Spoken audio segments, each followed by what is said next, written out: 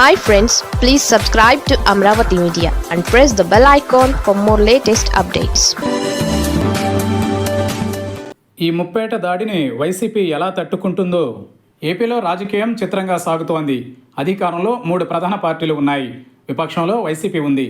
ఉమ్మడి ప్రత్యర్థిగా వైసీపీని కూటమిలో ఉన్న 3 ప్రధాన పార్టీలు పనిచేసుకుంటున్నాయని అంటున్నారు.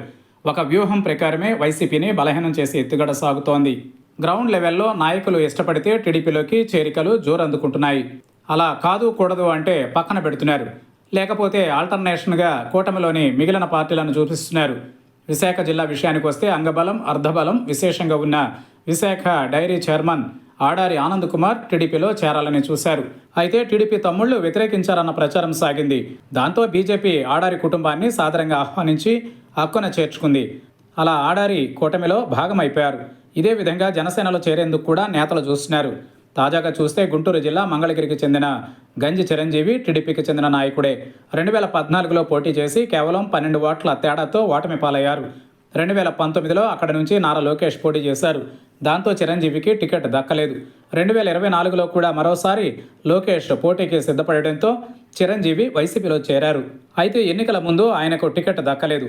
మహిళా అభ్యర్థిని అక్కడ నుంచి వైసీపీ తరఫున పోటీకి పెట్టారు.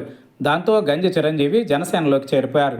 అదేవిధంగా ఉమ్మడి కృష్ణా జిల్లాకు చెందిన వైసీపీ ఎమ్మెల్సీ జయమంగళం వెంకటరమణ ఆ పార్టీకి ఎమ్మెల్సీ పదవికి రాజీనామా చేసి మరీ జనసేనలో చేరారు. ఆయన కూడా టీడీపీకి చెందిన వారే. ఆయన 2024 ఎన్నికల ముందు వైసీపీలో చేరారు. అయితే ఇప్పుడు ఆ పదవి వద్దు అని ఆయన జనసేన గూటికి వచ్చారు. ఆయనకు టీడీపీలో ఛాన్స్ దక్కలేదని, అందుకే జనసేనను ఎంచుకున్నారని అంటున్నారు. ఈ విధంగా చూస్తే ఒక పద్ధతి ప్రకారం 3 పార్టీల మధ్యనే వైసీపీ నాయకుల చేరికలు జోరుగా సాగుతున్నాయి.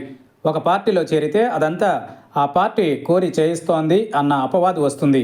అందుకే 3 పార్టీల్లోనూ నేతలు సర్దుకునేలా వ్యూహరచన చేస్తున్నారని అంటున్నారు. వచ్చే ఎన్నికల్లోనూ కూటమిలో ఈ 3 పార్టీలు కలిసి పోటీ చేస్తాయి. కాబట్టి ఎందులో నాయకులు ఉన్నా ఇబ్బంది లేదన్నట్లుగా ఈ వ్యూహం ఉందని అంటున్నారు.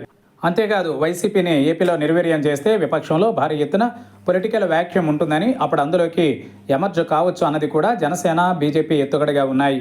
అయితే ప్రస్తుతానికి వైసీపీతోనే 3 పార్టీలకు రాజకీయ వైరం ఉన్నందువల్ల ఆ పార్టీని ఎలిమినేట్ చేసేందుకు చూస్తున్నాయని అంటున్నారు. ఏపీలోనూ కేంద్రంలోనూ 3 పార్టీలే అధికారంలో ఉన్నాయి. దాంతోపాటు మరో 4.5 ఏళ్ల దాకా విపక్షంలో ఉంటూ కేసులను ఎదుర్కొంటూ రాజకీయ పోరాటం చేయడం బహు కష్టంగా మారుతోంది. దాంతో కూటమి పార్టీల ట్రాప్లో వైసీపీ నేతలు సులువుగానే చిక్కుతున్నారని అంటున్నారు. మరి వైసీపీ ఈ ముప్పేట దాడిని ఎలా ఎదుర్కొంటుందో చూడాల్సి ఉంది.